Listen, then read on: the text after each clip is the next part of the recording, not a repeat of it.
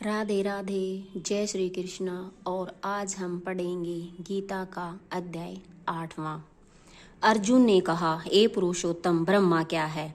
अध्यात्म किसको कहते हैं? अधिभूत क्या है और अधिदेव क्या कहलाता है? हे मधुसूदन, अधियज्ञ क्या है और इस देह में अधिदेव कौन सा है? मरने के समय में स्थिर चित्त वाले लोग तुमको कैसे जान जाते हैं? श्री कृष्ण भगवान बोले, जो अक्षर और परम है वही ब्रह्म है। प्रत्येक वस्तु का स्वभाव अध्यात्म कहलाता है और समस्त चराचर की उत्पत्ति करने वाला जो विसर्ग है वही कर्म है।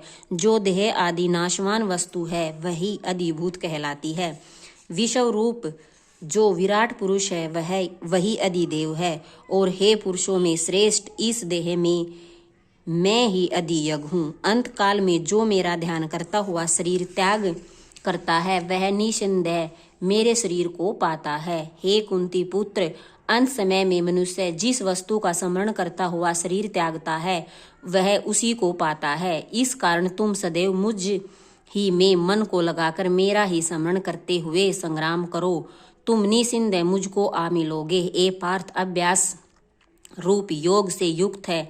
दूसरी ओर न जानने वाले मन में सदा चिंतन करता हुआ पुरुष परम और दिव्य पद को ही प्राप्त होता है। अतएव जो अंत समय में मन को एकाग्र कर भक्ति पूर्वक योगाभ्यास के बल से दोनों भुवों के मध्य भाग में प्राण को चढ़ाकर सर्वज्ञ अनादि संपूर्ण जगत के नियमता सूक्ष्म से भी सूक्ष्मतर सबके पोषक अचिंत्य स्वरूप सूर्य के समान प्रकाशवान तमोगुण से रहित परम पुरुष का ध्यान करता है वह उसको मिलता है। वेद के जानने वाले जिसको अक्षर कहते हैं, वीतराग होकर सन्यासी जिसमें प्रवेश करते हैं तथा जिसको चाहने वाले ब्रह्मचर्य का आचरण करते हैं, उस परम पद को तुमसे संक्षेप में कहता हूँ। जो सब इंद्रियों द्वारों को रोक कर मन को हृदय में धारण कर प्राण को मस्तक में ले जाकर समाधि योग से स्थित ओम अक्षर का उच्चारण करता हुआ जो देह को त्यागता है उसे मोक्ष रूप उत्तम गति प्राप्त होती है। ए पार्थ, जो मुझ में ही मन लगाकर नित्य प्रति मेरा स्मरण करते हैं उन सदैव स्मरण करने वाले योगियों को मैं बहुत सुलभ रीति से प्राप्त होता हूँ। मुझको प्राप्त होने पर परम सिद्धि को प्राप्त करने वाले महात्मागण फिर यह जन्म नहीं धारण करते जो नाशवान और दुख का घर है। हे अर्जुन, ब्रह्मलोक प्रयतन जितने लोक हैं वहां से लौटना पड़ता है, परंतु मुझ में मिलने से फिर जन्म नहीं होता।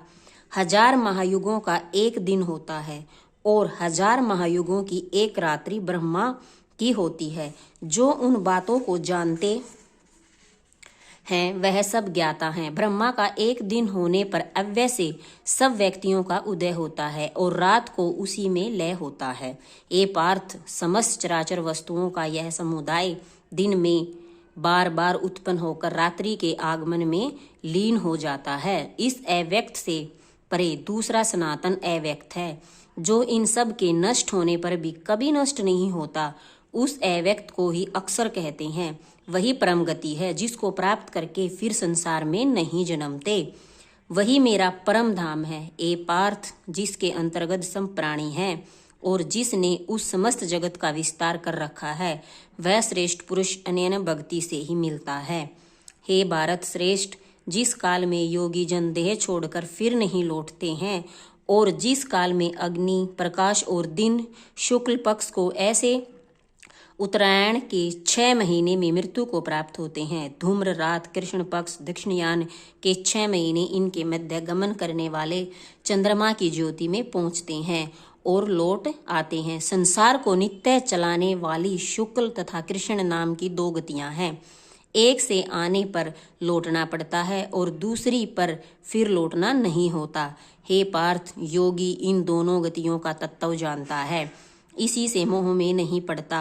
अतएव हे अर्जुन, तुम सदा योग युक्त हो। वेद, यज्ञ, तप और दान से जो जो पुण्य फल बतलाए गए हैं, योगी उन सब से अधिक ऐश्वर्य प्राप्त करता है और सर्वोत्तम आदि स्थान पाता है। गीता का 8वां अध्याय संपूर्ण हुआ। राधे राधे, जय श्री कृष्ण।